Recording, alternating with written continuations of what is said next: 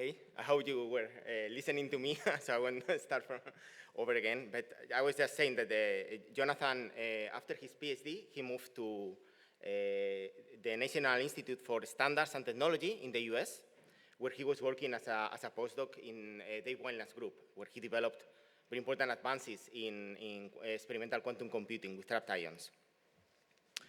After that, Jonathan joined ETH Zurich as an assistant professor in 2010 and started his own group, the Trapped Ion Quantum Information Group. Jonathan has achieved groundbreaking work in trapped ion physics. For example, he has demonstrated the first complete quantum error correction with a bosonic code using the motional states of trapped ions to encode quantum information instead of the more common approach of using the electronic states as qubits.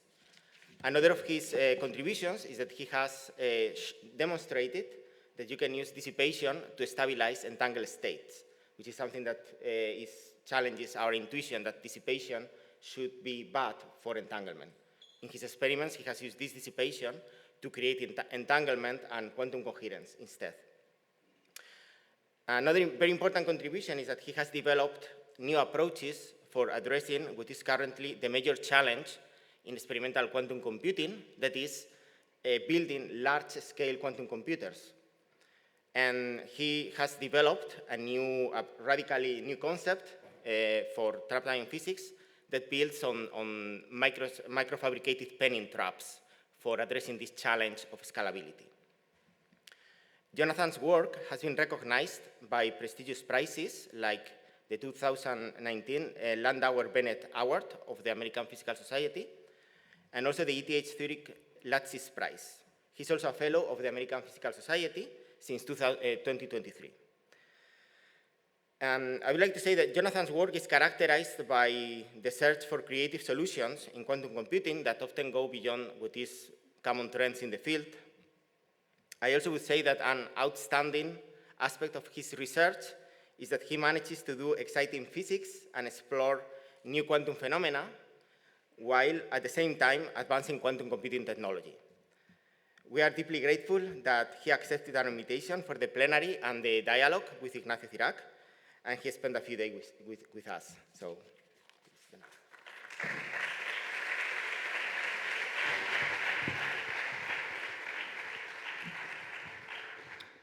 So thanks very much, Diego, for the kind introduction, and thanks you all for inviting me to be here. It's been a very nice few days that I've spent here in San Sebastian. So what I want to tell you about today, or focus on, is efforts towards scaling ion-trap quantum computers. And I think the starting point for that, you can see in a sense from this person here, who's an individual who I don't know, so I apologize for using their image in this talk. Yeah. But what they are is a visitor to the local museum near us in Winterthur, which is the Swiss Science Center at Technorama. And they're looking down a microscope system at individual atoms. And they can see these individual atoms with their bare eye, similar to what you can see on this iPhone image here. And I think this points to the fact that nowadays in atomic physics, we can make systems that are extremely stable, and which function over long times. This is a setup which runs 24 hours a day in a non-temperature controlled environment in a museum, and yet it just runs. We always have atoms in that system. They stay trapped for days and days at a time. It's extremely stable, and that's, if you like, the credit of people who've developed techniques for trapping these atoms, and over the last 30 years, cooling them, controlling them. And all these pieces now are things that can be used as the basis for technology because they're extremely stable. So what I want to tell you about today is how, in particular, these sort of systems, which are based on individual charged atoms, and here's a string of individual charged atoms that you see on the iPhone picture, can be used to build quantum computing technologies, and in particular, the challenges and some of the new approaches that we have for trying to scale these systems up. So we've heard a little bit in the discussion. Okay, seems like about quantum computing. Let me just review quickly why I think we do quantum computing. And the foundations of it is that quantum mechanics itself as a theory is probably the best theory we have of our natural world today. It's been tested to absolutely fantastic precision, as long as we don't include too much gravity, of course. Yeah? So we would like to explore the depths of that theory and how far that we can go, but we're fundamentally unable to do that in the sense that as we start to describe more and more quantum particles acting collectively, then to represent this on a classical computer, we need an exponential amount of resources. And that limits our ability to understand many systems, material systems, systems in lattice QCD or so, which we just can't calculate and do simulations of on classical computers. And one of the remarkable sort of observations, and this was what Ignacio was referring to from Richard Feynman, was that a quantum computing has non-exponential scaling for quantum physics problems, and so offers a shortcut through to our exploration of the natural world. And I think more unexpected, but also remarkable, is that that might have applications outside just physics, though my personal taste is to be interested in physics, right? In particular in factorization, which would break RSA cryptography, and also in some sort of approaches to doing optimization or doing some sort of unstructured search. And so fundamentally, again, this idea of a quantum computer, it extends our notions of information theory. It brings us new algorithms that are outside the domain of classical information theory. So just going back to what a physicist should be interested in, I keep clicking. In a sense, the quantum computer is a very complex quantum system under full experimental control. And in a sense, this is taking as hard an approach to pushing the limits of our understanding of quantum physics itself as possible. And in a sense, one of my colleagues likes to refer to this as like a natural inclination of humans to explore as far as they can, right? And quantum computing, in some sense, for a physicist is a manifestation of this. You try and build the most complicated device you can think of using the most fundamental theories that we currently have for our natural world. So it's a grand challenge, I think, for physics that goes outside its direct applications to the economic space or anything like that. So trapped ions have had a long history in this field. They were the first systems to do 2-qubit gates, and that's partly because Ignacio Cirac and Peter Zoller came up with ideas for 2-qubit gates and for a concept to build quantum computers back in the mid-1990s. And within half a year, Dave Wineland's group had actually performed some the key operations that they were suggesting. Yeah? So the key fact about these ions, and they came from a history of being used in atomic clocks, is that these are charged atoms, and you can grab them with electric fields. Not just with static electric fields, but in general, what people are using are a combination of static fields and oscillating RF electric fields, which jiggle these ions around. And what that means is you can hold onto them very tightly. You have potential wells that are many electron volts deep, and the temperature of these ions typically is a millikelvin or so, so that's very, very far below this energy scale. And so what that means is that you can take strings, such as this string of ions that you see above the metal chip. The metal chip has voltages applied to it. You can trap strings, very long strings of ions, such as these that you see in this IonQ device. And because these ions are charged, they repel each other, right? So you put them in a single potential well, you put 2 ions in, they don't sit on top of each other, but they sit apart from each other, and you can see them, yeah? So you can really see the individual atoms in these systems. And what that means is that you can not just see them, but you can also shine individual laser beams onto these atoms in order to control information that's stored in the individual atoms. So these laser beams excite electrons inside the atoms, and different quantum states of the electrons are used to store information. But then if one shines laser beams that create forces, then the forces can drive motion of this ion string. And the key thing there is that if one of these charges moves, it's driven in its motion, another of the charges will respond because they have Coulomb forces between the two, right? So if now I can, in some way, drive a force which depends on the electronic state of this ion, at some level this other ion will start to see this electronic state over here. And so by driving with pairs of laser beams on such a chain, one can connect any pair of qubits that's stored somewhere in this chain. And a very nice feature of that in these long linear chains is that I can take any pair of ions, select it with a pair of laser beams, and make a 2-qubit gate, an interaction between the logical information stored in these two ions. And that's been very powerful because you can take, say, a 50-ion system, and you can fully connect, or you can perform 2-qubit gates between any pair of ions within this chain, so you can make networks of logical operations between any of the ions in this chain. So that's been very powerful, and it's been powerful from sort of the end of the 90s onwards. In recent years, because there was sort of commercial interest, that led to the creation of startup companies. So one of them, I think the two prominent ones, IonQ is coming from Chris Monroe's group in the US and floated for a very large amount of money, $2 billion or so a few years ago. And AQT is coming from Rainer Blatt's group in Innsbruck and is not sort of driving in a sort of financially scaled up way in the same sort of model, but is certainly successful in selling devices. Okay, so that's the trapped ion approach, and as I say, it's been one of the leaders of the field, and it's got these nice features, all-to-all connectivity. But we can also, when we're thinking about quantum computing, we can look to other approaches and be inspired to the things that they have that we don't yet have, and I just give you a slight overview of how I view that, if I'm allowed. Okay, so a couple of other platforms which can compare to ions and are complementary in many ways to ions. One of them that's been very successful in the solid state is superconducting circuits. These are little microwave circuits on a chip, and they're attractive in the sense that one makes them on a chip. It's a fabrication job to build these things, and that when one has such a chip, you can plug it into a cryostat and feed microwave field lines in there.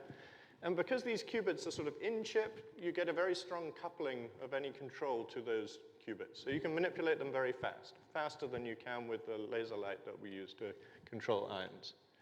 But there are restrictions. Because these are physical things that are fixed on a chip, then you're fixed to having them couple only to the nearest neighbors. And you see that. This is the layout of an IBM chip with 127 qubits. I think it's similar to the one that maybe is coming here. And what you see is that the qubits here are all these black dots, but they're in a rather restricted layout. They only talk to the next qubit in the block, right? So this is fixed. This is something that you put on the chip, and you have to deal with it, right? So if this qubit here wants to do a gate with this qubit here, well, you have to swap information all the way along this lattice to start to perform that information. And that will slow this thing down, even though these operations are quite fast, yeah? The other thing is that because your qubits are within a chip, there's a lot of noise around because chips are solid-state physics systems with lots of complexity, and these drift and change in time, okay? So somehow there's a trade-off there. You get much faster, you lose connectivity, and you get more noise, and you have to deal with these two factors. And then more recently, there was a very nice talk in one of the symposia yesterday about Rydberg atoms. Rydberg atoms are now neutral atoms, not charged atoms, that are trapped with optical fields. And a very nice feature of these systems is that you can almost arbitrarily move these atoms around.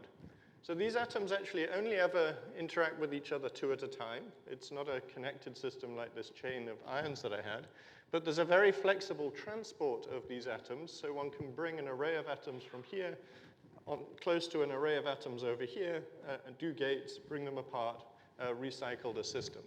And that's very powerful, and in fact, part of the power they get is that this is very highly parallelizable, right? You can take 100 atoms, you can move 100 atoms in, do 100 gates with another 100 atoms, take them out. And this has been very nicely shown, in particular in the group of Misha Lukin, also very nice results from Antoine Brouwais and others. So the bad side of atomic systems, and some of these are shared by trapped ions, is that the readout of these systems is relatively slow. It's set by constraints of atomic physics, yeah? So somehow you lose some speed, but you gain a lot in the flexibility and the connectivity of these qubits, right? And this is the way in which I think having many platforms is interesting, because they all have their own constraints in what they can do. And seeing the performance of these different systems subject to different sets of constraints gives you insights into what you need to do, how to build a quantum computer. And a quantum computer may be based on none of these platforms in the end, right? Okay, so why would you pick trapped ions? Well, I think the key things that you would pick is that these are atomic systems. They're extremely well isolated in empty space. And that means that if you put a qubit in a given state, you can recover it. In fact, people have shown you can recover it up to an hour later, okay? That's a very, very long time for storing quantum information, and that's a very good starting point if you're trying to do control. But one of the balance points is you don't just want isolated qubits, but you want to be able to control them somehow. And so you need to be able to control them very accurately. And we do that with lasers, or we do it with microwave fields. And one of the key features about trapped ions is the very high quality of those operations. So just in the last week, actually, there was a result from the Oxford Ionics team where they've performed gates, 2-qubit gates. So this is where 2 of these information carriers interact with an error level of 3 parts in 10,000, okay? And that's, when you compare it with other platforms, most other platforms are sort of working in the, about an order of magnitude worse than that or a little bit more, yeah? So this is a very nice technology because the physics is extremely well understood. I think we know how to improve even beyond these levels. And this is something where the precision really helps. And why does the precision help? It can help in 2 domains that we consider quantum computing working. The first is what we call noisy intermediate scale quantum computers. You take individual atoms, you try and build the biggest system you can possibly build and see, can I compute with this? And now everything you do, you make errors, and these errors on quantum computers, they blow up very quickly. Yeah? This is a key challenge of the field. In this regime, the lower the errors you can get, the better you can explore quantum physics before the whole thing breaks down, right? And so one should be watch out when you hear numbers of qubits that people announce. I think a nice example of that is that IBM, for instance, will tell you about the number of qubits on their chip, but when they evaluate the sort of volume of computation they can perform, it usually comes down to being a much lower number of qubits. Something like 7 is a typical number that they get. And because the trapped ions get to higher fidelities, you can see larger numbers for the sort of computational capacity of these devices. And then, in the long run, what people want to build is completely reliable computers. And that basically comes with the notion of having to perform quantum error correction. And what it means is taking individual quantum systems and taking the information from those and encoding them in something like 100 physical systems in a very redundant way, right? And then the deal is that if you want to make one of these reliable quantum computers, the number of extra systems you need per logical unit is less if you have lower error rates to start with. And so there again, trapped ions have an interesting advantage because the error rates are low to start with. We think they can be further improved. And the lower error in this concept means that we should be able to make a smaller and faster computer after we do quantum error correction. Yeah? So in both areas, low error rates are really a powerful thing and a good thing to have in your system. So that's our motivation. But the subject of my talk is going to be thinking about how to go towards these very large-scale quantum computers. And then one of the things that ions have been very successful about, I already showed you these very long strings, right, or very long. Here is 110 calcium ions in our lab. But one of the challenges is that to make a full-scale quantum computer, and there I can go to my chemistry colleague and ask, what do you want to do with a quantum computer? He tells me, I'll need 1,000 perfect qubits. And 1,000 perfect qubits is easily going to require more than 10,000 physical systems because of this redundancy that I need to do for the quantum error correction. Yeah? And there's no way that we're going to string up 10,000, 100,000 ions in a linear chain and be using these for quantum computing. And part of the reason is that this chain, in a sense, is a many-body system. And many-body systems, they get more and more complex as you make them bigger and bigger, and you have to deal with that complexity if you're going to try and control things. So what happens when you realize your system becomes too complex is you need to break it up in some way and make it into smaller submodules that can get connected. So you have to think in terms of modularity. And there's 2 ways that we think about modularity in trapped ions. And the one that I'm going to focus most on today is this quantum CCD architecture. So there the idea is that one has a much more complicated ion trap chip with many electrodes. And what this allows you to do is to take these strings of ions and break them up into subunits. Yeah? So what you see here is a representation where all these little dots are meant to be my atoms, but now you've got lots of electrodes, And these electrodes have time-varying voltages applied to them so that you can move ions around, right? And what that means is you can have a sub-register here, but if you want to take this ion and perform a gate with this one, you pluck it off the end, move it around to here. Now you do a 2-qubit operation now that the Coulomb interaction is allowing you to have forces between the two. So this comes with a pretty high overhead in complexity. There's now a lot more wiring has to go into the system because you have to control all of these electrodes. And you also see an indication that one of the things you have to do here is have now many more laser beams at lots of different places. And that's, again, technology challenge. How do you do that? You can't do that using the usual old school approaches that we had before. There's probably a limit to how far you can build devices based on just this quantum CCD. And so the other thing that people have in mind, and this is something that particularly Chris Monroe and Jungsang Kim have pushed, is to have basically each of these boxes you can imagine as an ion trap unit, but now that they are connected by optical fibers, so by making sure that these ions emit single photons, mixing these on beam splitters, one can create entanglement between different units. And once one can do that, then you can start to do gates effectively between any of these little boxes here and build up a quantum computer in this way. So I think most of us will have a concept in mind that inside these boxes is probably one of these quantum CCD type chips with a certain number of qubits, 1,000, 10,000, something like that. But then a full-scale quantum computer probably is interconnected by these photonic links between these different boxes. So let me just tell you about the state of the art. The state of the art, I think, in quantum computing full stop right now is this device from Quantinuum, which works with this quantum CCD approach that I just told you about. So why do I say that? These guys have systems of around 56 qubits, okay? But one key thing about these 56 qubits is they can bring any two of them together and do gates between any two. So they've got full connectivity of all of these qubits.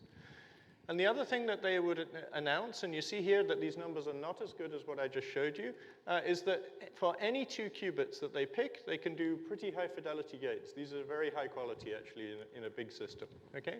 And what this means is that when I've told you a number for IBM of around 7 or 8 qubits for their volume, Quantinuum can easily announce that they have a 20-qubit volume in some sense of a functional processor capacity. But the way the system works is actually rather limited. It's a very limited implementation of what I told you in this quantum CCD device. So what it is a trap, which is certainly segmented, but it's basically just a ring, right? You can see this ring here, and all these little dots are potentially where you might think that there are single atoms, yeah? And then what they have is these 4 regions here, and these are places where they can shine the laser beams, right? So there are 4 places where they can do operations in this device. And what they do is that they shuttle these ions in and out of these 4 regions in order to bring any 2 ions together and perform gates. So a real thing that they spend the whole time doing is this set of operations. They're either taking small chains of ions, maybe a couple of ions, actually 4 usually, and pulling them apart. Or sometimes they're swapping these ions over, because once you have a line, to get this ion close to this one, you have to keep swapping them all the way along the line, right? Or they're just translating them, shuttling them along the road, right? So this is actually a quasi-one-dimensional system, right? It's just a ring, but they use it with very heavy use of these transport primitives. They use it to do gates on any pair of these qubits in a flexible way. But all of this transport means this device is rather slow, yeah. And then, on the other hand, the complexity you might see is that here are the laser beams that likely come into this device. And they come in free space, and they come across the top of a chip, yeah? And one thing you see in this is possibly that this is rather non-scalable. You're not going to scale this to thousands, right? Partly because, you know, if you introduce a laser beam here and here, some of the laser light turns up over here, and you can't then have other atoms in this region of the processor because you will do stuff to those other atoms, and you didn't want to do that, yeah. So this is a rather uncontrolled scenario in a certain sense. And so there are 2 limitations of this device. One is that light is delivered in just free space to these 4 zones. And the other one is that essentially this loop is just a one-dimensional array of atoms, which makes the device rather slow. So these are the two topics then that I'm going to focus on in my talk, because in a sense, about 6 years ago or so in our lab, we realized that these two were big problems, and then we started to think, how can we get around these problems? And indeed, that's what we've been doing over the last few years, is developing what we think are more scalable approaches to doing both these. So the first one is in light delivery, how to deliver many beams of light to ion trap chips. And the key here is that actually coming into, this is the chip here, we trap the ions above the chip surface, and coming into here, what you see is a bundle of optical fibers, yeah? And these bundle of optical fibers now couples into the chip, and the light gets delivered directly from the chip to the ions. Okay, so that's something I'll tell you about, and something we've been developing over the last few years. And then the other part was that we want to get away from these one-dimensional architectures. And so what we've been doing is actually moving from traps where the trapping is performed by static and radio frequency electric fields, which produces these intrinsically one-dimensional structures, to traps where we get rid of the radio frequency field. We replace it with a big homogeneous magnetic field, and this allows us actually to do things in multiple dimensions. We can shuttle ions now in 3 dimensions with no problems at all. And these are the two topics then I'll tell you about today. Okay, so let's first think about the light delivery. I showed you already a cartoon of this QCCD architecture where there were arbitrarily beams coming at different regions of this trap. And if one's going to expand up to, say, 10,000 qubits or so, one really needs a lot of beams probably coming to different zones of a trap as part of the scaling challenge. And here's a cartoon of how people think about laying that out on a chip. You see that each of these little squares here would be an electrode, so one can apply a time-varying voltage to this, or even a static voltage to trap the ions.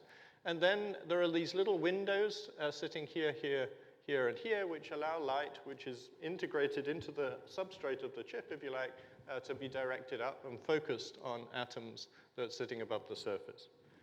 And the first results of that nature were performed at a collaboration between MIT and Lincoln Labs. By Karan Mehta, who was a PhD student there, and we were very fortunate that he brought this technology from MIT to our group several years ago, to 2018 or so. One of the problems is actually in these integrated chips is getting light from optical fibers onto the integrated chips. And so that's a challenge, and we work typically with chips that are cooled down to 4 Kelvin or so this is a challenge for us to operate. So that's one of the challenges he came to solve when he came to ETH. So the idea there is to somehow make the whole thing a more integrated object. You start from a laser, you go immediately into fiber systems, you have arrays of fiber modulators, optical fibers then go into the chamber, which is a vacuum chamber, and onto the chip directly and deliver the light exactly where you need it, rather than having mirrors and optics, which I think if you came to any of our labs today, you would see lots of mirrors and optics. And this starts to work. Actually, what you're seeing here is one particular chip where light is being coupled in one region, and if you look carefully, you can see these 4 little spots, which are 4 light beams being focused to 4 sites of this particular trap. I'll show you another nice image of the beams later. Okay, so this is the chip. We have some fiber array. It butt couples up against the side. But to understand what this chip is doing, you need to look more carefully at the stack up, the layers that sit within the substrate or in this structure here. And the layers look something like this, okay? So on the top, you see essentially what's usually gold, or in this sense, a mix of chromium and gold, right? And this is what we apply voltages to trap these charged atoms, okay? So that's the trapping.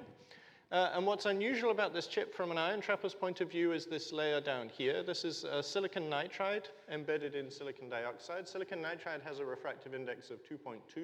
The silicon dioxide 1.5. And this difference means effectively you can make waveguide structures in the chip, much like an optical fiber, right? And so we have these multi-layer structures. They allow us to change the beam size inside the chip, actually. And the other structure you see here is a patterned grating, or this is a cartoon, of course. And what that does is it diffracts the light and focuses it to a position which is 50 microns above the surface, and that's where we trap the atoms, and that's where we want to deliver the light. So here are the gratings. What you see is here's one of these waveguides coming in. The light expands out in a non-adiabatic way in this tapered region, and then it scatters off this pattern diffraction grating, and this curved region allows the light to be focused, and we can focus beams down to spots of 1.5 microns or so, diffraction-limited spots above the surfaces of these chips by good design of these gratings. So does this work? We think so. One of the things we've been quite proud of, and it's a very technical detail, right, is getting the fiber chip coupling losses down. Remember I told you this figure of 33 dB of loss that the original experiments were having. We now have that down to about 7 dB, and that's mainly the fiber to chip coupling loss of about 1.5 dB that we've really improved, right?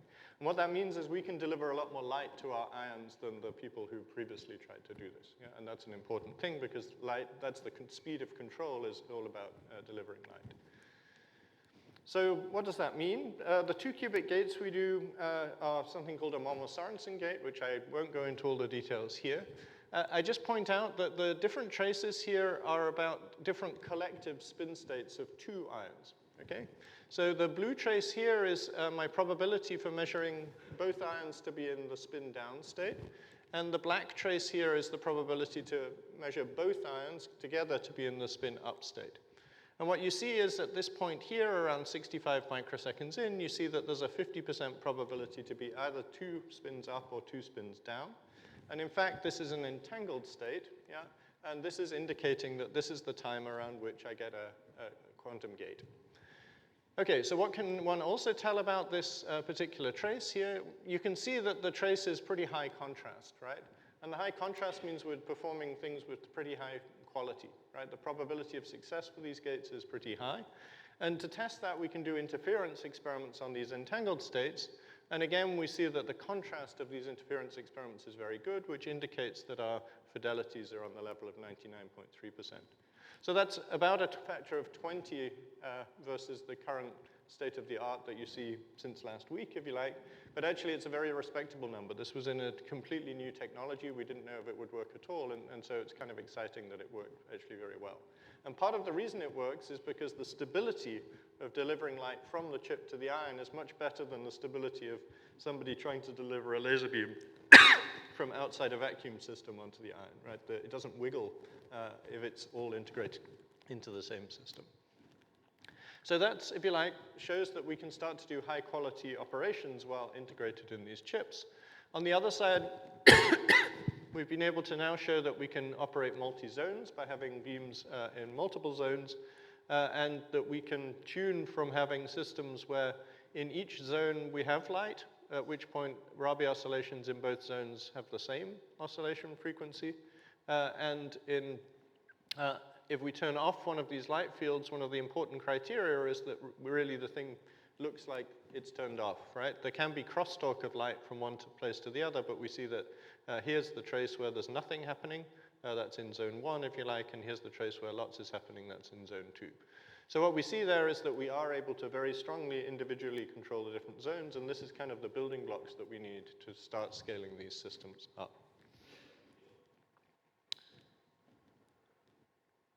One of the things that we've been doing in the second generation, so one can now think, I have the basis for a technology, what new can I do with that sort of thing, yeah? And one of the nice things is that you can actually get new light fields that we wouldn't have considered for ions before. One of which but I skipped the slide that I was thinking was had there.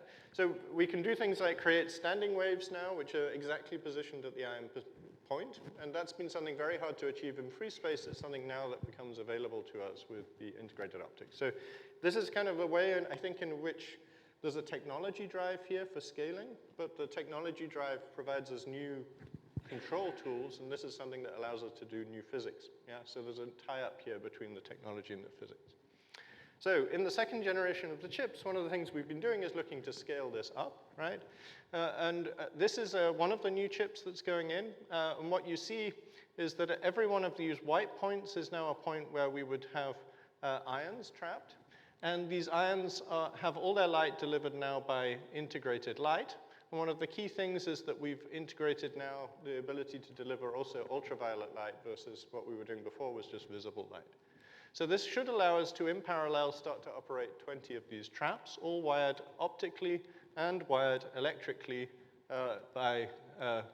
in all degrees of freedom, if you like, right? So electrical part for the trapping and the shuttling, the optical part for delivering and controlling the qubits.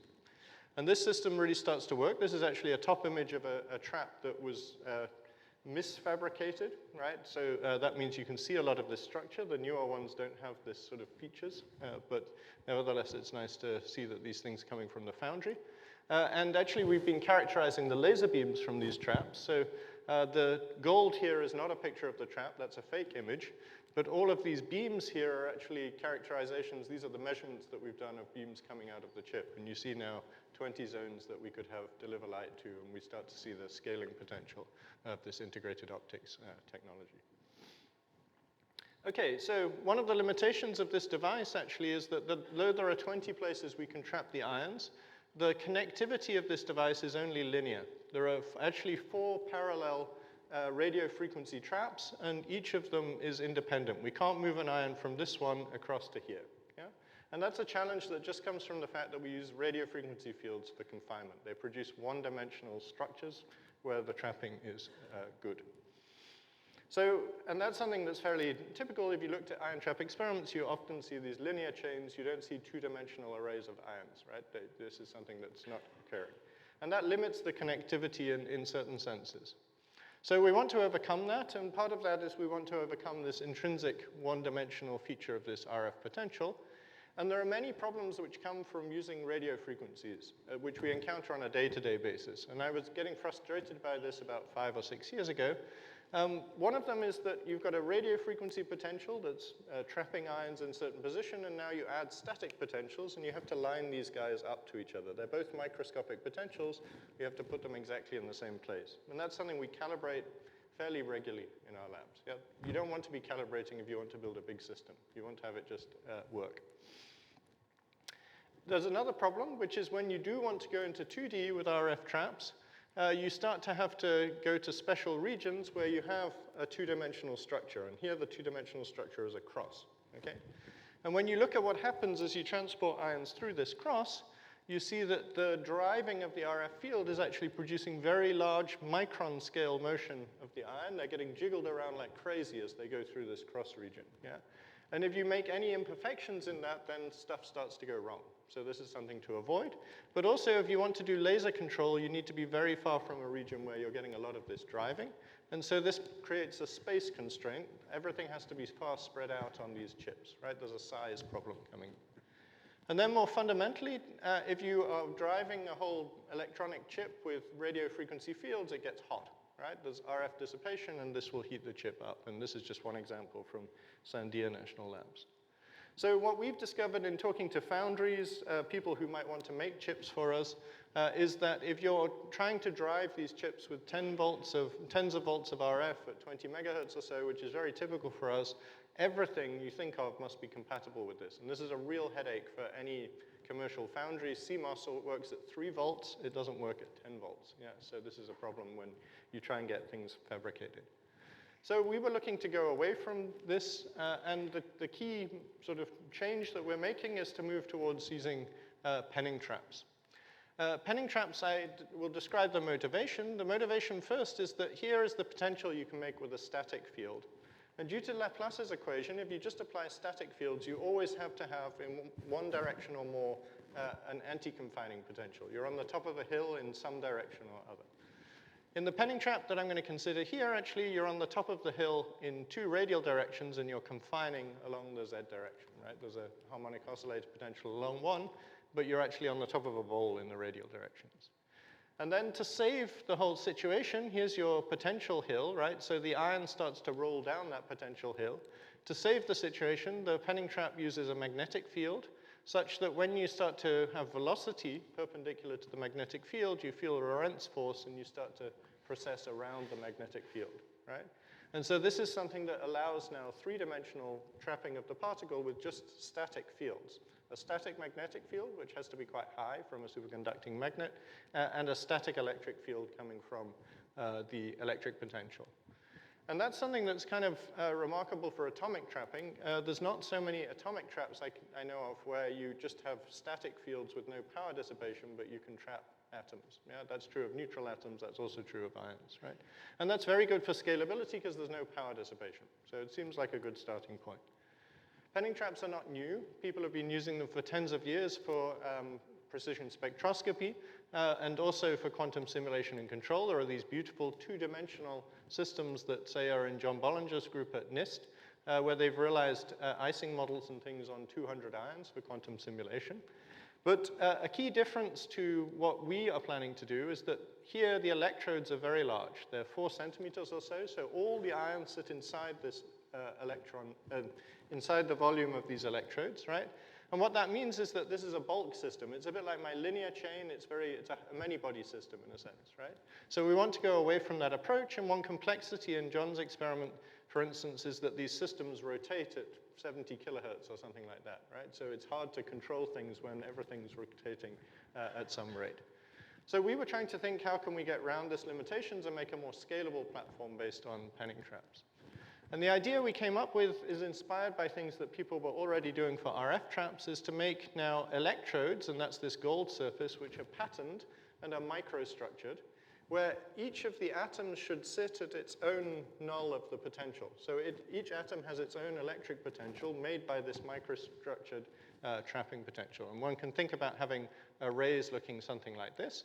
And then the idea is to make these structures small enough that these two atoms in separate ion traps are close enough together that the Coulomb interaction allows you to couple these two atoms together. So that's what we're trying to do, and the interaction that we ask for is a coupling of normal modes. It scales as 1 over d cubed. It's a bit like a dipole-dipole coupling of these sort of two oscillating charge distributions. And the challenge we have is that to make these atoms close together, we have to bring them closer and closer to the surface. So one of the things we have to examine as we go towards these types of traps would be that the noise from the surface gets much stronger as we go closer to the surface. And so there's a trade-off coming here. Okay, so I think just to emphasize the idea, this is all with static fields. And one of the nice things is that if we look at what we would get with 100 micron ion pitch and a normal sized chip that we're using, you could have 10,000 ions or so. 5 minutes. Yeah, good. Good, so how do we build it? We have to have a superconducting magnet. We have to put in a vacuum system inside a superconducting magnet. And we chose to have a cryogenic vacuum system. And that creates a difficulty with, in this case, delivering free space light beams. We were doing this for a first attempt. That means we needed to use free space. So what did we do? We built this whole system. We have mirrors inside the cryogenic vacuum system delivering the light to a little chip. The chip was made by friends of ours in Hanover, in Christian Osborkaus's group, and it's very standard looking RF. Like what we build for RF traps, it's just gold laid out in a segmented way on a surface. So the nicest, we trapped in one of these systems since a couple of years, and the nicest feature that we've had is that these heating rates are extremely low. So what you're seeing here is a situation in which an ion is cooled to the ground state, and we watch whether it heats up over time. And what we see is that we get about 0.1 quanta in a whole second of waiting. And just to give you an indication, the operation speeds we have are usually in the tens of microseconds level, so this heating is now much slower than anything we care about in a certain sense. So with that in hand, we also can use the fact that we can transport these ions everywhere. So one of the things we did, just as a nice toy example, was start with the ion cooled at a certain position, move it to another place, detect, move it back. And with that, we can arbitrarily move this system around such that we can do things like spell out the ETH logo. This is something which we couldn't do in an RF trap, because if we move in one of the directions, we would start to shake the ions around a lot, and we would get a lack of control from that. So this is a kind of key thing, is to show that we can do these two-dimensional transport, and it worked just great, only really limited by the size of the laser beam that we use to shine on the ions. We can also use that to start to use the ion as a 3D scanning probe of stuff happening on the surface. So there we can start with the ion in one position, move it to another position to sample noise, move it back to another position to detect it again.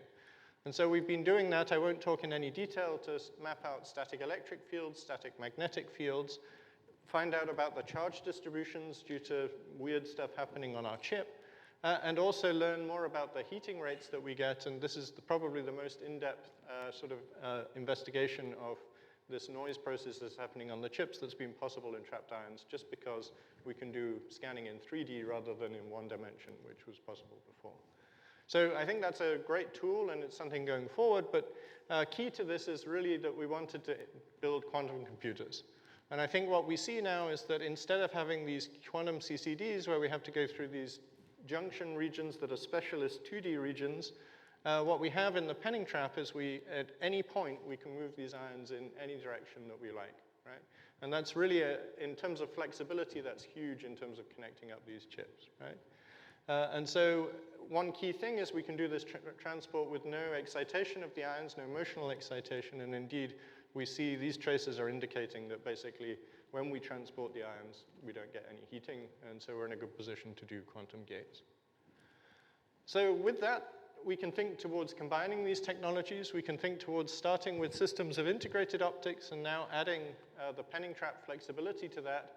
And that starts to get us towards chips, which are reconfigured, where the atoms are reconfigurable arbitrarily, like the neutral atoms that I showed you at the very beginning, but where the light is all delivered in a compact way on chip, a little bit more like the superconducting circuits. And with that, as we start to put these things together, this 4 times 5 zone RF trap becomes a fully connected 20 zone Penning trap array in our minds, not yet in the lab. And with that, then we founded a company to try and pursue this approach to quantum computing, which is unique to us, if you like.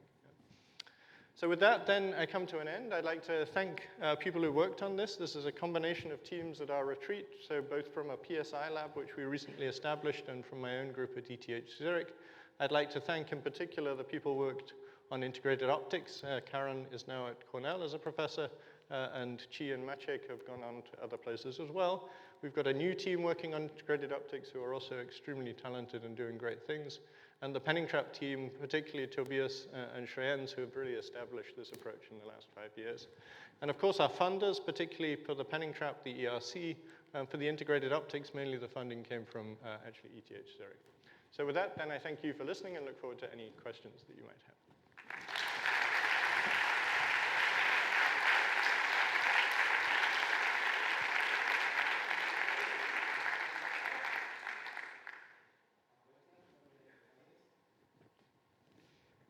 I see one there.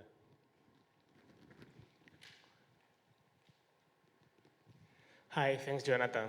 Super interesting. When you were comparing platforms, I was missing 2 things. First, you were always talking about the IBM quantum computer, whereas somehow in the news there is always the Google quantum computer. So I would like to know how things compare to that. Mm-hmm. And also photonic platforms. You never mentioned the photonic quantum computer. Is there a reason for it, or just because you don't have time to go through all of them? Mm-hmm. Okay. So I think the difference between IBM and Google, and I'm not the superconducting qubit expert, but the Google have more of a square lattice that's more compact, right? So they have blocks of 4, which are all tessellated over an array. It's a similar problem. It's not quite as badly connected as the IBM system in a certain sense, I would say, yeah. And of course, the superconducting, depending on how you design your chip, you can lay out your qubits in different ways. And I think IBM are actually now thinking of changing their layouts and things like that. Why do I not talk about photonics? Photons still have not got very good memories, and they have, I would say in a sense they're very wasteful about the way they do 2-qubit gates, because essentially it means photons have to die, yeah? So for me, that's always created a pressure on thinking, how do you scale these systems up? The numbers look very, very daunting. And so while these systems here really have direct one-to-one mapping between qubits and physical objects, in photons, in a sense, they're a disposable resource, and you're throwing a lot of them away all the time, yeah? So to me, that looks very challenging to scale. Of course, there are people in that field who feel much more positive about that than I do, and rightly so. I think, we're far from quantum computers, serious quantum computers, and we probably should push all approaches to see what works, and we may find things that we didn't expect. I think 2 hopes I have. One, people come up with better error correction codes and bring the threshold closer for us, but other one would be that people, that we find new approaches physically for doing things. And photons are always going to be part of the game for expanding. You see, even in the trapped ion approach, this hybrid approach will involve photons at some level, yeah? But on the other hand, I just think that the more deterministic approach is a better way of thinking about scaling a system, yeah. Thanks.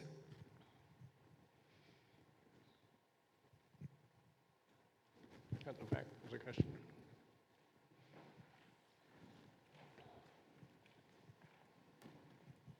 In the penning trap with the integrated optics, how would you deal with the Zeeman splitting? Do you just prepare them in the lower state of the Zeeman tablet and just work from there with the integrated, or can you generate all the wavelengths?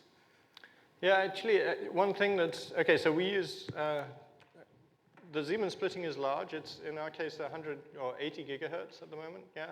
And we have phase-locked lasers that can drive Raman transitions between these states, or we use microwaves to drive between these different states, yeah. The light that gets delivered, we can find the right, I mean, we do it in free space, but even with the integrated optics, we could choose the right wavelengths that we can do all the usual things, optical pumping, gates, and things like this. I think one challenge of having an 80 gigahertz splitting, one is having phase-locked sources is a bit annoying, yeah. The other one is actually that this magnetic field must be controlled extremely well. This is now an electron spin, and fractionally one must control this splitting very well. But one of the key tools that we have in our armory there is that we also have the nuclear spin, and the nuclear spin is much less sensitive. It's a bit harder to control, but I think it's probably the place where we'll store information. And then we get factors of 2,000 in coherence time. We get factors of, it's slower at some level, but we think there are ways to speed that up. So I think this combination, and nuclear spins are sort of all in the few hundred megahertz range rather than in the 100 gigahertz range. So this will be much easier, I think.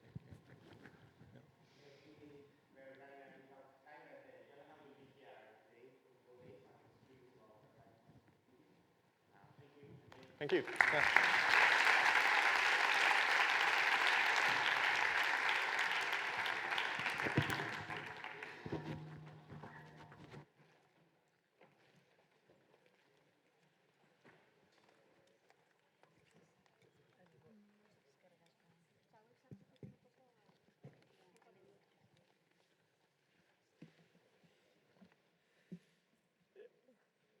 Bien, a continuación tenemos la segunda conferencia.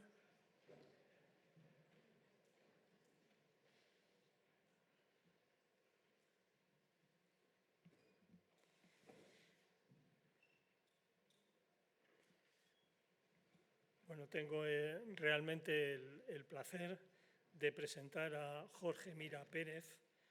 Él es catedrático de electromagnetismo en la Facultad de Física de la Universidad de Santiago de Compostela. Su investigación se ha centrado en la ciencia de los materiales, la dinámica de los sistemas sociales, áreas relacionadas con la medicina y la ingeniería eléctrica y civil.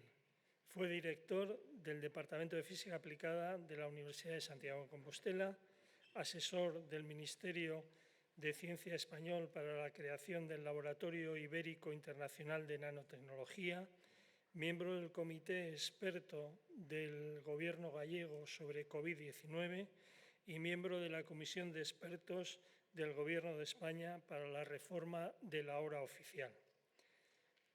Aparte de su labor investigadora y docente, también participa activamente en la comunicación científica en los medios de comunicación, bien sea televisión, radio, periódicos, y además escribe libros o lidera diversas actividades como el programa Conciencia, desarrollado con la participación de numerosos premios Nobel durante muchos años. Toda esta labor, naturalmente, ha sido también reconocida con diversos premios. Por acortar, solamente voy a mencionar dos. La Medalla Gallega de Investigación en el año 2022 y con el premio en 2023 de la Confederación de Sociedades Científicas de España a la divulgación científica. Y ya no me extiendo más porque podría ocupar toda la charla de Jorge y os dejo con él. Jorge, mira.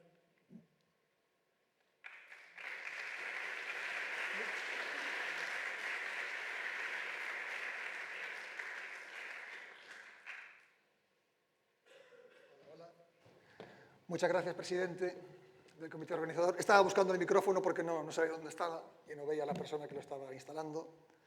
Bueno, muchísimas gracias, Genaro. Me voy a poner aquí un cronómetro para empezar a correr.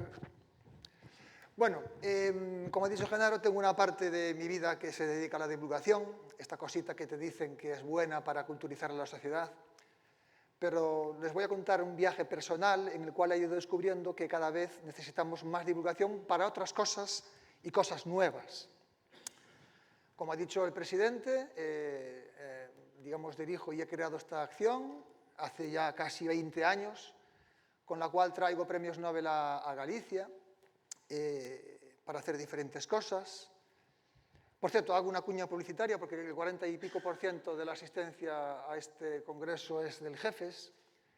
Y en septiembre traemos a Klaus von Klitzing, bueno, como saben, premio Nobel por el efecto Hall cuántico. Va a intervenir a nivel público el jueves 12 de septiembre. Entonces, bueno, pues que lo sepáis. Pero pongo esto aquí, lo de programa Conciencia, porque uno de los Nobeles que traje hace una década fue este señor. Este es donde está el puntero. Aquí, no, aquí. Ahí está el puntero. Este señor llevó el Nobel porque descubrió que hay cánceres que vienen de fuera. Uno de ellos, el cáncer que causa el cáncer de cuello de útero a través del virus de papiloma. Lo pongo aquí porque cuando traigo a esta gente, una de las cosas que hago es diseñar un mecanismo de interacción con los periodistas muy intenso. Y puede ser tan intenso como de 2 horas. Hay una rueda de prensa, hay encuentros particulares con grupos de periodistas, y no todos se adhieren a ese mecanismo, pero él sí que quiso hacerlo. Y dijo, ponme toda la tralla que quieras, este es uno de los encuentros sectoriales, ¿vale? Y me extrañó y le pregunté, oye, ¿por qué tanta energía? Y me dijo, mira, hay que combatir a los antivacunas.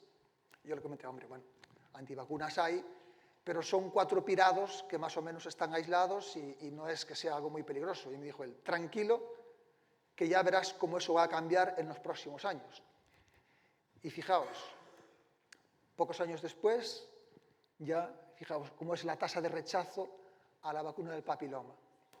Ese fue, digamos, uno de mis primeros puntos en los cuales me di cuenta de que algo estaba cambiando en la sociedad, algo que había cambiado bruscamente. Y de hecho, ahora ya sabemos cómo han florecido la gente rara, ¿no? Desde gente que te dice que la Tierra es plana y además cada vez coge más fuerza en esa idea.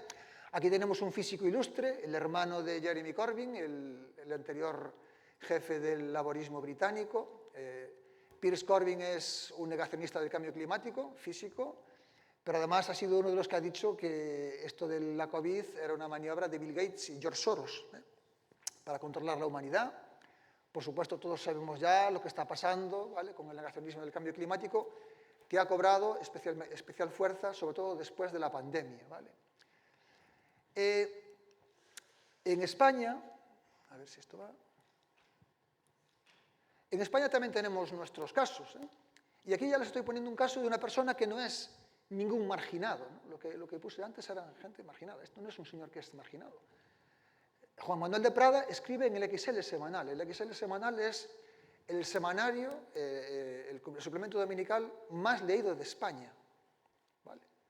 Juan Manuel de Prada tiene micrófonos en el programa de Aimar Bretos en el Hora 25 de la cadena SER. Habla en Julia en la Onda, el programa de Julio Otero en Onda Cero.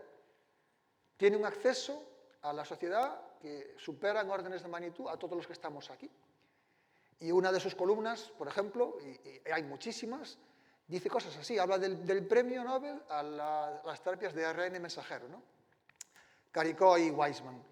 Y dice que, bueno, pues, por ejemplo, que decidieron comercializarla sin completar la fase de prueba, que se han saltado el método científico.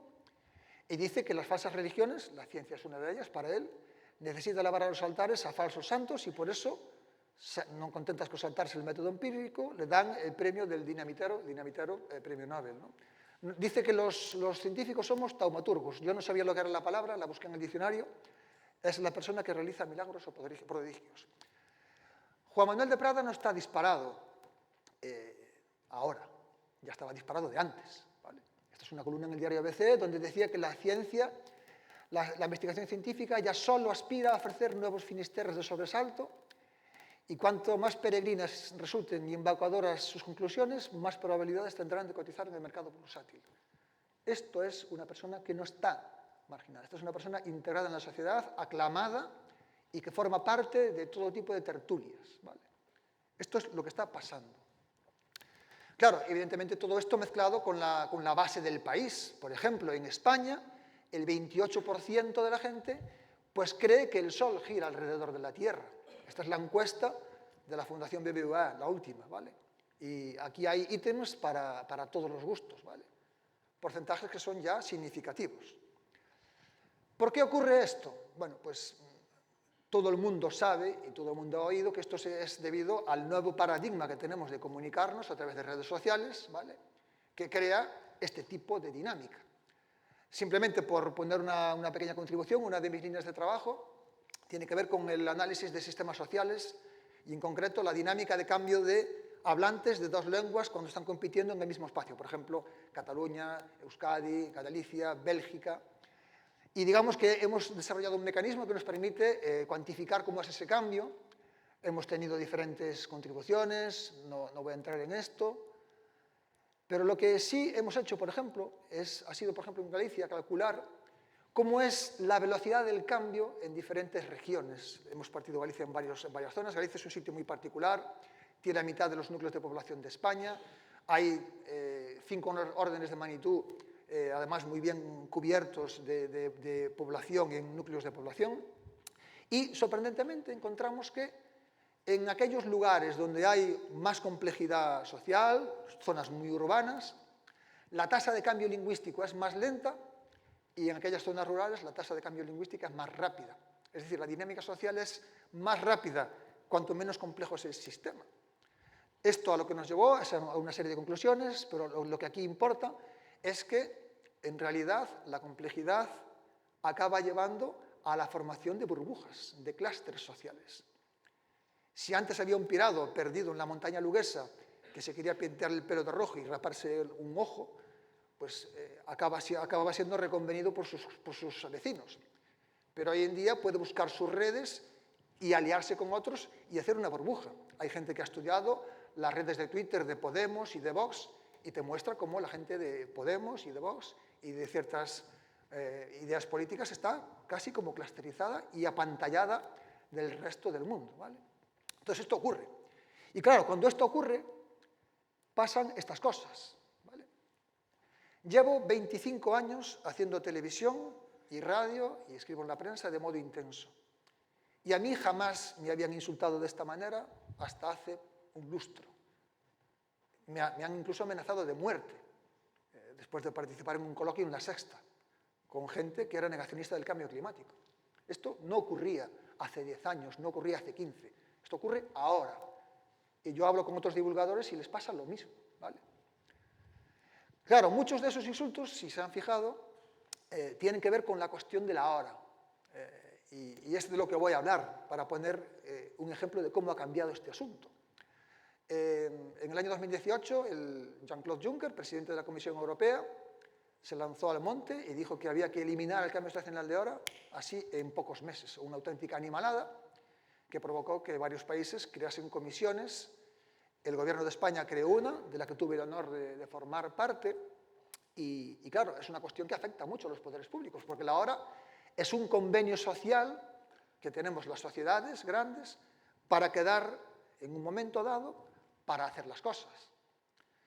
Esta evolución de la hora no es tan antigua como uno se pudiera creer, el reloj existe desde hace mucho tiempo, pero la primera hora oficial en España se fijó en 1901, ¿vale?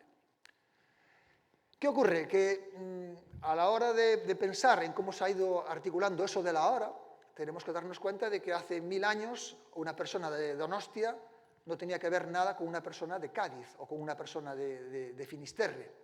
Estaban desacopladas. La hora era local, ¿vale? Solo cuando llegamos al siglo XIX, el siglo XX, y empiezan los trenes a funcionar, ¿vale?, es necesario poner una coordenada aceptada por todo ese grupo social para coger el tren. Y eso fue lo que motivó que en la Conferencia Internacional de Meridiano, ¿vale?, este señor propusiera este sistema de usos horarios que todos conocemos. Ojo, él también llegó a proponer un único horario universal, ¿vale?, la hora Zulú, de hecho. Y hubiese funcionado perfectamente, porque era el momento en el cual se programó a la población de la Tierra para tener una referencia horaria. Si se hubiese marcado esta, no habría ningún problema. Tendríamos todos la misma hora, en Nueva Zelanda y en Donostia, ¿vale? Y la gente estaría perfectamente acostumbrada. Él ya se daba cuenta de que esto era un cambio, ¿vale? Y empezó a reflexionar sobre lo que podría pasar. Entonces el señor, en su inocencia, decía que, hombre, esto es una novedad, ¿vale? Vamos a abandonar nuestra hora local porque ahora somos un mundo global, tenemos que coger un tren, sobre todo en Estados Unidos, ¿vale? Que era un tren que iba de una esquina a otra. Pero oiga, todos reconocerán pronto la hora del mediodía, sea cual sea el número que marque el reloj. Sea 6, como en los tiempos bíblicos, 12, 18 o cualquier otro. Iluso él. ¿Vale? Esto que parece evidente, pues mira, pues no. Oye, en el siglo XXI esto ya no ocurre. De hecho, yo en las reuniones del Comité Español de la Hora tengo que poner cosas como esta. Me da un poco de vergüenza ponerlo aquí, entre físicos, ¿vale? Pero en algunos foros, con políticos, tienes que decirle que, oiga, yo estoy midiendo algo, ¿vale? En este caso una temperatura, y el numerito que yo ponga aquí, la escala, pues es arbitrario. Yo puedo poner el número que quiera, lo único que hace válida mi escala es que sea aceptada por todo el sistema social en el que está esa escala trabajando, ¿vale? Entonces, que yo tenga 100 grados Celsius no quiere decir que sea más temperatura o menos temperatura que 373 Kelvin, ¿vale? Esto es evidente para nosotros, pero no es evidente para todo el mundo. Hace unos meses, no sé si recuerdan, una polémica creada por la vicepresidenta segunda del gobierno, Yolanda Díaz, ¿vale? Diciendo que España pues, estaba muy echada al monte porque vivíamos muy locos de noche, ¿vale? Se había metido con Isabel Díaz Ayuso, bueno, un lío general. Y al día siguiente salió pues, un reportaje en El País. El País es el diario más leído de España, según EGM, 750.000 lectores, ¿vale? Entonces los redactores usaban unos datos, bien usados además, que son los datos de la encuesta armonizada de uso de tiempo en Europa, que nos dice qué porcentaje de la población española y de varios países europeos hace qué cosa a lo largo del día. Esta es la escala de la hora del día y este es el porcentaje de actividad. Entonces, estos redactores se espantaban y decían, pues oiga, España tiene un problema, porque fíjense, comparamos España e Italia, ¿vale? España es el azul, Italia es el rojito, y resulta que los españoles estamos haciendo las cosas una hora más tarde que los italianos. Atención, tenemos un problema, ¿vale? Esto es diario El País. Claro. Entonces, pues yo les digo, oiga, este es el mapa de Europa, aquí está Roma, yo hice mi postdoc en Roma, aquí está Madrid. Pues fíjense, resulta que de Roma a Madrid hay prácticamente 15 grados de longitud geográfica de distancia. Es decir, hay una hora solar de distancia de Roma a Madrid, ¿vale? La Tierra es redonda. Hay mucho terraplanismo funcional en todo esto, ¿eh? Claro, hay una hora, y por supuesto, si ponemos un palito en la puerta de un romano y un palito en la puerta de un madrileño, y miramos las sombras que hace el sol, pues claro, las sombras del romano van una hora antes que las sombras del madrileño. Y por supuesto, cuando el romano está viendo el telejornal Edue, que le empieza a las 20 horas, ¿vale? El madrileño tendrá que esperar una hora para que le empiece el telediario 2, a las 21 horas. Claro, las 21 de Madrid es una hora más tarde que en Roma, pero es que el sol ha pasado una hora antes por Roma, señor. ¿Vale? Ayer vine en el avión con estos dos, con Samantha Vallejo Nájera y con Pepe, ¿no? Están en San Sebastián hoy, ¿vale? Y claro, el Masterchef es más o menos a las 22 horas. Claro, y ahora vamos al italiano, y resulta que el Masterchef italiano pues es prácticamente una hora antes, claro que sí. ¿Cómo se pone esto en plan científico? Pues con lo que he dicho antes, con una encuesta de tiempo de uso de tiempo armonizada en Europa, hecha por Eurostat. Y entonces lo que ocurre es que cuando uno analiza el prime time español y el prime time italiano, esto hay muchos datos ya también de las propias operadoras, lo que tiene que hacer es corregir esa hora de diferencia. Madrid y Roma están a 15 grados, Madrid está rodeada de un país, Roma más o menos también cae en el medio, la cuenta es más o menos razonable, pero es que resulta que cuando colapsas la escala para corregir por hora solar, te queda una simetría impresionante, pero impresionante. El prime time de Italia y el prime time de España son prácticamente calcados. Son sociedades muy parecidas. Pero esto con todo, bueno, por supuesto, no hay ningún problema con el prime time televisivo. Si aquí hay algún político, por favor, cuando le digan que hay que adelantar el prime time en España, mentira. ¿Vale? Esto, la encuesta de Ethos está planteada en múltiples actividades del ser humano moderno. Esta es una gráfica que hemos publicado hace poco en la Revista Española de Física, ¿vale? Y nos dice cómo es el ritmo de comidas. Tengo que confesar que la primera vez que vi cómo quedaba la gráfica, me quedé asombrado de la gran capacidad de sincronización que tienen dos sociedades, una de 50 millones de personas y la otra de 60 millones de personas. Fijaos cómo decalcado está la curva de uno y del otro. ¿Vale? España e Italia la ponemos porque Italia y España están en la misma latitud. Entonces la amplitud del ciclo solar, el cambio de la amplitud del día y noche, es prácticamente el mismo porque estamos a la misma latitud. Si cambiamos de latitud, eso cambia, lo hablaré después, ¿vale? Pero fijaos, qué calcado está esto. Pues aún así, hay gente que no es marginal, desde luego. Edward Stevie, los que tengan hijos, recordarán aquel libro que era Duérmete, niño, ¿vale? Un bestseller, vendió 5 millones de ejemplares. Yo he coincidido con este señor en debates en televisión española y dice cosas como esta. Esto es la revista Pronto, ¿vale? Si a alguien le da la risa, esto es el EGM de revistas semanales españolas. Pronto tiene 1.700.000 lectores, le gana a Lola incluso, ¿vale? Por un poquito. Evidentemente eso también es mentira. La encuesta de Ethos, de España y de Italia, nos dice que dormimos prácticamente la misma.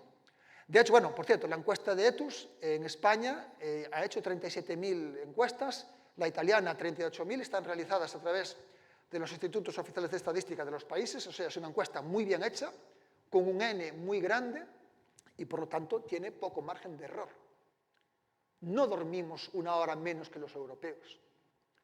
El señor Estevil a mí me ha dicho en debates en televisión lo mismo que les acabo de decir de Italia, que en Italia hacen las cosas una hora antes y te quedas blanco.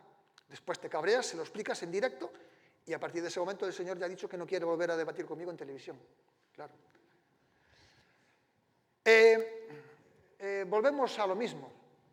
Esto se ha dicho en campaña electoral de elecciones generales en España, ¿vale? España tiene un problema horario. Entonces vamos a poner horarios hasta las 18 y uso de Portugal. El famoso tema del uso horario, tenemos un problema con nuestro uso horario, ¿vale? ¿Esto qué quiere decir? Que vamos a hacer un cambio de variable, ¿vale? Y, por ejemplo, imaginemos que una persona sale del trabajo a las 19 horas, que ese día sea el momento en el cual se pone el sol, ¿vale? Un cambio de uso al uso horario británico, ¿vale? Al UTC más 1, al UTC más 0, sería pues llamarle a este momento de puesta de sol, en vez de llamarle 19.2.00, le llamamos 18.2.00. Esto también es una de las láminas que pongo en las comisiones, ¿vale? Para que les quede claro. ¿Qué ocurre? Si yo hago este cambio de variable, esta persona que tiene un horario de trabajo hasta las 19 horas, lo que va a encontrar es que al día siguiente va a salir de noche, porque el horario de trabajo es hasta las 19, pero como ahora le han cambiado el punto de referencia horaria, ahora este tío sale una hora más hacia la noche. Primera conclusión, si yo hago un cambio de uso al uso británico, toda la vida solar, toda la vida española se desfasa una hora, y ahí sí que crearíamos un desfase real. España ya está bien acomodada a su sistema horario, pero con esto sí que crearías un desfase. Claro, te dicen estos, no, tranquilos, es que lo que vamos a hacer va a ser adelantar la hora de salida del trabajo, que suena maravilloso. Oiga, va a salir usted una hora antes, pero ojo, no vas a trabajar una hora menos, porque también vas a entrar una hora antes. Entonces, ¿qué ocurre? Después de todo este cambalache, te han cambiado el uso horario para ponértelo en el uso horario británico, la gente sale más tarde, pero tranquilo, porque te adelantan la hora de trabajo y sales a las 18 horas. Y la gente dice, he mejorado mi vida. Chaval, dime tú, ¿qué cambio hay de aquí a aquí? En tu vida. Bueno, has cambiado el número, eso sí, pero nada más. Es decir, como le respondí yo en la sede de ese partido político, horarios hasta las 18 horas y uso de Portugal es lo mismo que horarios hasta las 19 con nuestro uso horario actual. Es un juego de suma cero. Es homeopatía horaria. Esto es homeopatía horaria, ¿vale? Que está saliendo en muchos debates políticos y que salió en muchos debates políticos. Por ejemplo, en la misma campaña electoral de los generales, Albert Rivera, de Ciudadanos, lo digo porque ahora ya no está en política, ¿vale? Dijo esto, ¿vale? Que el sol es Greenwich y no es Alemania. Claro, esa vieja idea de que las rayitas estas, ¿no? Las rayitas estas de los meridianos son las que marcan la frontera entre el día y la noche. Pues esto no es así. Esta es la línea del terminador, esto es la manera en la cual amanece en Europa en invierno, ¿vale? Es decir, esta raya viene de aquí. Esto quiere decir, fijaos que esto va prácticamente con la misma orientación del eje troncal de Europa. Esto quiere decir que en diciembre alemanes, franceses y españoles se están levantando sincronizadamente. Por eso funciona el horario central europeo. ¿Vale? Aquí habría mucho que comentar y tal, pero por eso funciona. Un compañero mío en estas lides, José María Martín Olaya, de la Universidad de Sevilla, lo comentaré después, ha hecho un análisis que ha demostrado que las sociedades modernas elaboran sus horarios en base al periodo de más carencia de luz solar, que es el invierno. ¿Vale? Y por lo tanto no hay ningún problema. Ha habido intentos. El Reino Unido, en el gobierno de Wilson, del 68 al 71, se pasó a nuestro horario. ¿Vale? Ellos también tienen estos debates. Se pasó al horario, fue un fracaso. Portugal lo ha intentado 2 veces, ha fracasado también. ¿Por qué? Porque la gente ya está establecida en su marca horaria. Y si tú le haces estos juegos, realmente le creas un desfase que la sociedad rechaza. Porque las sociedades no son estúpidas. Las sociedades saben encontrar su punto de equilibrio. ¿Cómo no van a encontrar su punto de equilibrio 50 millones de personas después de décadas de estar bajo una misma marca horaria? Otro argumento. Yo que soy gallego, en España anochece muy tarde. En Finisterre ahora mismo está anocheciendo a las 22:20 más o menos, ¿vale? Y bueno, pues fíjense, horas de atardecer en Europa el 1 de julio. O sea, oiga. De hecho, la curvita es la misma de antes, cambiados los colores. Así es como está atardeciendo estos días en Europa. Atardece al mismo tiempo en la costa de Galicia, en la punta de Finisterre francés y en esta zona del Benelux, obviamente. Claro, esto tiene que ver con el siguiente argumento, ¿no? Esto de que no somos europeos, que lo habremos oído tantas veces, este complejo que tiene este país de inferioridad. Bueno, no vamos a entrar tampoco en eso. Oiga, pues dígame usted, ¿qué europeos? Los partidos de la Champions empiezan a las 20:30 y, oiga, pues para nosotros no sé, pero para un sueco que se le pone el sol en Estocolmo a las 3 menos cuarto, cuando le empieza el partido de la Champions, ya lleva 6 horas de noche. Claro, entonces, lo que os había dicho antes, terraplanismo funcional. La Tierra es redonda y la manera en la cual el Sol ilumina la Tierra, por ser redonda, es muy particular y no es evidente para mucha gente. De hecho, mi compañero sevillano, como os he dicho antes, ha analizado con mucha intensidad los horarios medios de comidas en Europa y en el mundo, ¿vale? Esto es una gráfica en la cual representa la hora solar en el eje X y aquí la latitud. La escala, como veis, está cambiada para que esta curva, esta raya, que es la que representa el punto de salida del sol en invierno, y la puesta del sol en invierno quede recta. Entonces, lo que encuentra básicamente es que los horarios de comida en las sociedades occidentales, ¿vale?, están cayendo como 4 horas antes del amanecer invernal. Y los horarios de cena coinciden más o menos unas 3 horas después del atardecer invernal. Claro, un español come a las 9, porque más o menos el atardecer es a las 6. ¿Vale? Pero más arriba no cenan a las 9.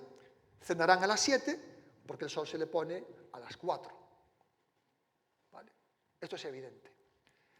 Esto tiene que ver también con cambio estacional de hora. Y esto ya es un debate también muy vivo, constantemente. Claro, lo primero que tienes que decir, otra cosa obvia en este foro, es que la iluminación del sol sobre la Tierra cambia un montón a lo largo del año. ¿Vale? Durante 3 meses el sol en Madrid es más intenso que en el centro de Kenia, por donde pasa el Ecuador. Pero es que en invierno peta más duro el sol en el borde de la Antártida que en Madrid. Y este cambio se produce cada 6 meses. ¿Vale? Este tipo de cosas que pueden parecer evidentes, en algunos de nuestros papers tenemos que ponerlo. ¿Vale? Son 47 grados lo que cambia la orientación de la Tierra con respecto al Sol cada 6 meses. Claro, cuando éramos animales sin reloj, pues oiga, nos levantábamos con el sol. Claro, el que vivía en el Ecuador, esto es el mes del año, el mes, ¿vale? Mes del año, y esto es la hora, ¿vale? Si tú vives en el Ecuador, eres un animal que vive en el Ecuador sin reloj, te levantas a la misma hora siempre, porque el sol sale a la misma hora y se pone a la misma hora, ¿vale? Esto es a lo largo del año. ¿Qué pasa? Un habitante del Neolítico de Donostia, pues hace X miles de años, no tenía reloj, entonces se levantaba con el sol, ¿vale? Y lo que ocurría es que se acostaba un poco más tarde, porque claro, en invierno, en Donostia, el día dura 9 horas, en verano dura 15 horas y pico.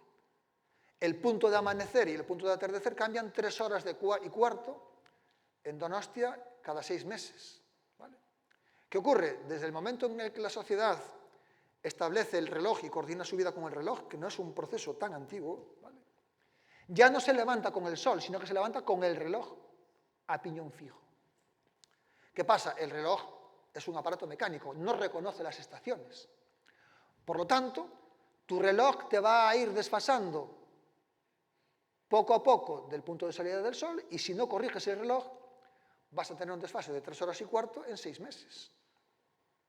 Por eso se hace el cambio estacional de hora. Lo ideal sería comportarnos como animalitos y tener un reloj que fuese cambiando la marca horaria en función de cómo vaya cambiando el punto de amanecer. Pero es un reloj un poco complicado. La solución más operativa es hacer un cambio estacional de hora, que consiste en rellenar este agujero para que la diferencia entre la marca horaria de tu reloj, que no reconoce estaciones, y la realidad, pues sea la menor posible. Esa es la razón del cambio estacional de hora. ¿Que eso da lugar a ahorro energético? Por supuesto que sí, pero no es la causa fundamental. ¿Qué ocurre? Cuando esto tú lo cuentas y haces artículos y te peleas con los referees, sobre todo cuando pisas en revistas que no son de tu campo, esta revista es casi de primer decil en las áreas de neurología y neurología clínica. José María y yo estamos hartos de pelearnos con los referees, ¿vale? Y a veces cuando colamos alguno, se monta un pollo. ¿Vale? O sea, hay físicos que dicen que, oiga, esto del cambio de hora, pues que es necesario. En Europa y en Estados Unidos. Y claro, nosotros sorprendidísimos, cosas que deberían ser evidentes, pues no son tan evidentes. O sea, el problema ya no es tanto de los pirados que hablaban de que la COVID era una plaga. No. Hay problemas reales con gente normal e incluso con áreas de conocimiento normales. ¿Vale? Estamos atomizando las ideas y se están creando clústeres también en las ideas. Pero es que lo más curioso es que incluso hay bulos estadísticos. Esto ha aparecido en el periódico en el cual yo publico mi columna científica, por cierto, ¿vale? Que el cambio de hora aumenta un 24%. Las señoras estarían cayendo como moscas en la calle después del cambio horario. Claro, y esto se dice en un periódico que es el tercer periódico de España por número de lectores. Esto es el EGM, el último, El País 750.000, El Mundo medio millón, La Voz de Galicia 400.000, después está La Vanguardia y ABC. Y esto no cambia las posiciones, esto es el EGM anterior, ¿vale? Los medios más relevantes. Es importante tener esto en la cabeza, ¿no? Cómo está el mapa de medios de España. Claro, esto evidentemente no tiene sentido y nosotros simplemente hemos hecho cosas razonables. Hemos representado casi todos los estudios que influyen en la toma de decisión política de varios lugares del mundo, ¿vale? Y claro, esos estudios tienen un intervalo de confianza. Cuando te dicen que te vas a morir de infarto, pues hay unas barritas de confianza. ¿Qué habían hecho en la Voz de Galicia? Uno de los autores había puesto la parte de arriba del intervalo de confianza. Que tenía un intervalo de confianza que cambiaba mucho. ¿Por qué? Cambiaba mucho porque tenía poco N. Nosotros hemos puesto todos esos estudios y vemos que, oh sorpresa, todos ellos caen en el intervalo de confianza del 95%. Entonces, no tiene sentido decir que te vas a morir de infarto o de lo que sea por culpa del cambio de hora. Hay un pequeño cambio marginal, que es del 5%, es el régimen asintótico en el caso del cambio de primavera.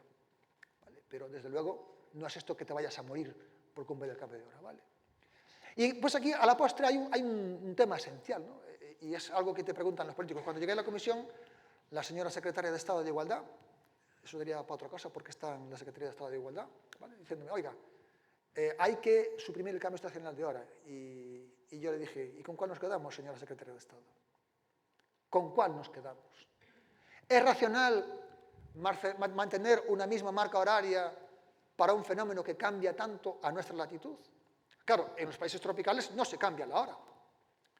En un debate con una presentadora del telediario, hace tiempo la señora se sorprendía que, oiga, el cambio estacional de hora no se hace en todo el mundo. Y yo le digo, coño, claro, en Ecuador no le hace falta. Y sobre todo la cuestión es esa, ¿con cuál nos quedamos? En España, en este país tan grande, ¿con cuál nos quedamos? ¿Con el UTC+2 o con un UTC+1? Oiga, pues fíjese, dígame usted. En España, si colocamos el horario de invierno todo el año, pues en la costa de Girona nos estaría amaneciendo a las 5 de la mañana. Pero es que si quedamos con el de invierno todo el año, en mi tierra, yo soy de aquí, de la punta, de la Costa da Morte, estaría amaneciendo a las 10. Estaríamos 4 meses al año de noche entre las 9 y las 10 de la mañana. Y en el otro caso, los catalanes estarían entre las 5 y las 6 de la mañana 4 meses al año, con el sol naciendo entre las 5 y las 6 de la mañana 4 meses al año. Pero no es un problema solo nuestro, ¿eh? Los italianos, haciendo esto, les estaría amaneciendo aquí en la frontera con Eslovenia, donde hay mucha densidad de población, a las 4 de la mañana. El Parlamento, Juncker dijo que había que quitar el cambio de hora. El Parlamento Europeo, en su última sesión antes de disolverse, votó también que sí. Pero claro, llega esto al Consejo Europeo y los presidentes, menos mal, se van dando cuenta de que hay un problema. La medida se quedó en el cajón. En Estados Unidos pasó lo mismo. El Senado y el Congreso aprobaron también eliminar el cambio estacional de hora. Pero llega a presidencia y ven el problema. No se puede hacer eso tan alegremente. De hecho, si pusiésemos el horario de invierno todo el año, ¿vale? A principios del verano, a las 8:30, el sol estaría más alto sobre el horizonte que en cualquier momento del día de diciembre y en cualquier punto de la península ibérica. Esto es algo que tenemos que tener en cuenta. Vivimos ya desacoplados del sol, pero eso no es bueno. Necesitamos estar sincronizados con nuestro ritmo solar, pero como vivimos por el reloj, ya hemos perdido esa referencia, ya no tenemos capacidad de absorber esos cambios. Vale, como si lo éramos hace un siglo. Y en todo esto, claro, los políticos están haciendo sus cosas. En la época en la cual nosotros estábamos con este tipo de asuntos, pues había cosas muy simpáticas, como que las Cortes Valencianas y también las Baleares habían pedido eliminar el cambio de hora, pero ojo, quedándose con el horario de verano, que para la costa mediterránea pues parece que encajaría mejor para el turismo, y al mismo tiempo los mismos partidos políticos en el Congreso de los Diputados en Madrid estaban pidiendo lo contrario, UTC+0. Es decir, la misma gente, los mismos partidos, pidiendo soluciones que se separaban en 2 horas casi al mismo tiempo. Como ya me quedan 6 minutos, tengo aquí mi cronómetro que me he fijado, ¿vale? Pongo un par de... Bueno, en los cursos de dialéctica y cuando preparas estas ligas de debate, la primera cosa que te dicen es que tienes que hablar de 3 cosas, ¿no? Porque el público no puede más de 3, ¿no? Entonces pongo 3. Una es sobre el cambio horario, ¿no? Esta frase que me encanta, y la ponemos de hecho en algún paper incluso, la tradición es un conjunto de soluciones para problemas que ya olvidamos, ¿no? Entonces, cuando la sociedad genera una tradición, resuelve el problema, y claro, la sociedad que ya tiene el problema resuelto dice, no hay ningún problema, dejemos la tradición. Es como las vacunas, ¿no? Ya no hay enfermedad, ¿para qué te vas a vacunar? Pero claro, si suprimes la solución, te volverá al problema, ¿no? Otras 2 ideas más. La primera, ¿no? Esto ya es muy conocido, ¿no? Este nuevo paradigma que tenemos de comunicarnos por redes sociales ha cambiado el mouth to mouth, ¿no? Eso ya ha cambiado la manera en la cual somos como sociedad, nos crea clústeres y pasa lo que pasa. Pero no solamente con esto, en la política y en muchas cosas. Pero ojo, algo que se está viendo es que ya gente que no es ningún tipo de marginada está viéndose sometida a esa clusterización de ideas, ¿no? Porque ya no es que la sociedad se clusterice, es que las ideas se están clusterizando. Y el futuro de la ciencia basada en datos está en un mal momento. Es muy complicado hacer ver cosas evidentes, tan evidentes como las que acabo de poner aquí, porque son bastante evidentes, pues es muy complicado. No se imaginan lo que cuesta, lo que nos cuesta hacer que la gente entienda estas cosas. Pero ya no solo en los políticos, sino incluso a nivel científico, cuando te sales de tu rincón y te pasas al rincón de los de la Sleep Society. Entonces, esto era todo lo que quería decir. 5 minutos exactos que me quedan. Genaro, muchas gracias.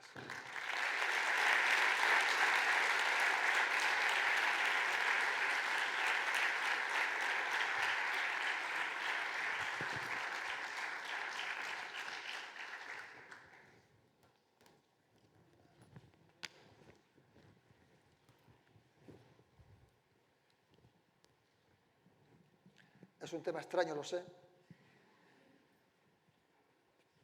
La presidenta de Jefes. Muchas gracias, Jorge, por la charla. Yo te quería hacer una pregunta porque a lo mejor no lo he entendido bien, pero me da la sensación de que justificas, ¿no?, la no necesidad del cambio de hora basándote en lo que pasa por la mañana, ¿no?, en cuando nos levantamos. ¿Qué es lo que ocurre por la noche, ¿no? Porque evidentemente normalmente la gente adulta pues no nos influye tanto, ¿no? Pero cuando hay en las casas niños pequeños, el cambio de hora solamente acentúa un problema de... ¿Cómo abordas ese problema que surge por las noches? Sí, bueno, el problema no tiene solución porque tu día, tú vives en Zaragoza la diferencia es de 9 a 5 horas y ese problema está ahí, porque tú no puedes combatir con tu entorno. Tú vives en una zona en la cual tienes 9 horas de día en el invierno y 15 horas en el verano. El ser humano tiene en la retina un sensor, es un descubrimiento que se hizo hace unos 20 años, tiene un sensor que se activa con la luz y te despierta con la luz. ¿Vale? Eso es el problema de la contaminación lumínica, que por cierto hablaré esta tarde. ¿Vale? Entonces, el ser humano está programado para levantarse con esa luz y para apagarse cuando esa luz desaparece. Entonces, el ser humano, pero nosotros, no solamente nosotros, los osos, todos los animalitos tienen un ritmo estacional distinto y las plantas tienen un ritmo estacional distinto. Las plantas y los animalitos, que como nosotros vivimos fuera del trópico. Entonces, somos seres programados para vivir en esas circunstancias. Tenemos un ritmo distinto en invierno que en verano. Claro, el día es muy largo y nosotros estamos ya asilvestrándonos, porque ya no intentamos ir con ese ritmo natural, sino que íbamos con el reloj. Pero que tenemos que ser conscientes de eso. Claro, la gente me dice, es que a las 9 en Galicia estás en la playa. Claro, pero es que eso no es culpa del cambio de hora. O sea, el sol va a salir y se va a poner, como siempre, pongas la hora de España, la hora de Filipinas o la hora de Australia. ¿Vale? Entonces, tú vas a estar en la playa a esa hora porque tienes el sol poniendo si estás en la playa. Y da igual el número de reloj que tú le pongas. Entonces, ese tipo de cuestión no tiene que ver con la escala horaria. ¿Vale? No tiene que ver con la escala horaria. Bueno, aquí hay muchísimo... Muchas gracias por la charla, ha sido muy instructiva. Te quería preguntar algo que has comentado antes, si podrías hacer una comparación entre países de distinta latitud, como por ejemplo España y Francia, en cuanto a sus horarios. Bueno, Francia no es el caso más ilustrativo. Francia tiene, digamos, en la definición de la hora, hay matices históricos. Francia tiene algunas anomalías por diferentes razones. Entonces, Francia no es un país muy concreto, ¿no? El caso más ajustado, y para el debate con nosotros, es el caso de Portugal, ¿no? La gente te dice, mira, los portugueses y nosotros, claro, sobre todo los gallegos y los portugueses, estamos en la misma línea. Pero ahí ocurre algo muy curioso, que es que Portugal es un país muy estrecho. Francia y España son países muy anchos. Uno, cuando analiza los horarios de aperturas de tiendas y de negocios, ve que hay un gradiente desde Mahón hasta Finisterre. Como he dicho, la sociedad no es estúpida y se adapta. En Mahón, uno si se fija, los horarios de los comercios van antes. Entonces, España tiene un gradiente y hay, si ponemos la marca de Madrid, hay un desfase en los dos lados. Pero la hora es un compromiso. Hace 200 años, pues en Girona y en Finisterre, pues les daba igual, cada uno tenía su hora. Hoy hay que coordinarse. Ahora los de Girona y los de Finisterre tienen que tener la misma marca horaria. Entonces, esto crea un pequeño desfase con su hora solar real. Pasa lo mismo en Francia, ¿vale? Entre las dos esquinas. En Portugal no, porque Portugal tiene una bandita muy estrecha y, por lo tanto, hay un comportamiento muy homogéneo. Yo, digamos, como gallego, estoy arrastrado por la inercia de los Baleares y los Baleares están arrastrados por la inercia de los gallegos. Hay una situación de compromiso que se centra en Madrid, ¿vale?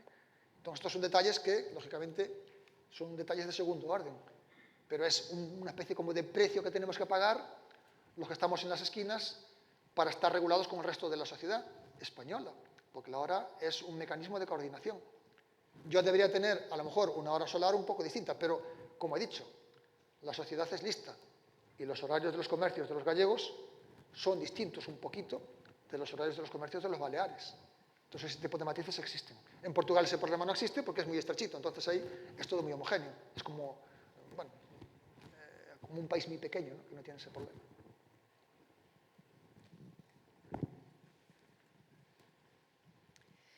Muchas gracias. Ha sido, la verdad es que muy ilustrativo y muy interesante poder pensar sobre alguna de estas cosas.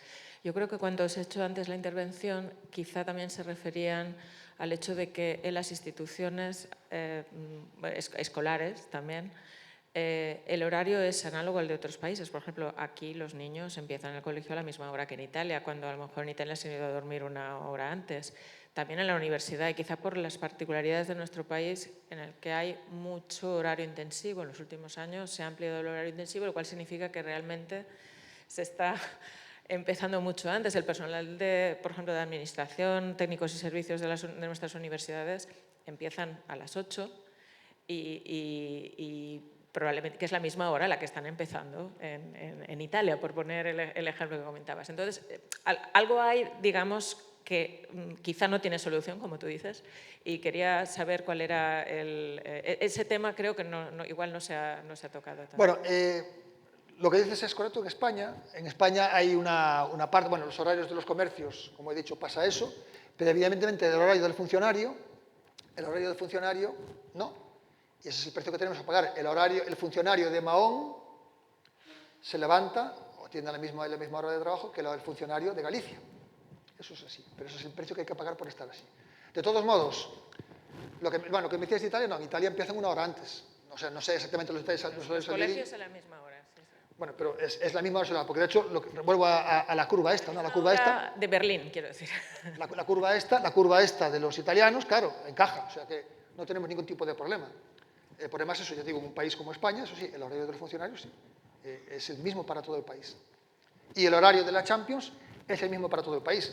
Pero es que en Estados Unidos la Super Bowl hay que ponerla a una hora y las televisiones saben perfectamente a qué hora ponerla, porque Estados Unidos tiene 4 usos horarios. Entonces, cuanto más ancho sea el país y en el momento que tú quieras hacer un acto para todo ese grupo social, tienes que buscar la solución de compromiso. Pero es el precio de la globalización.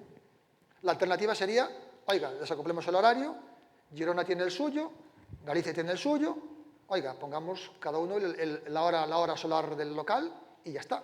Pero eso sería la vuelta al pasado.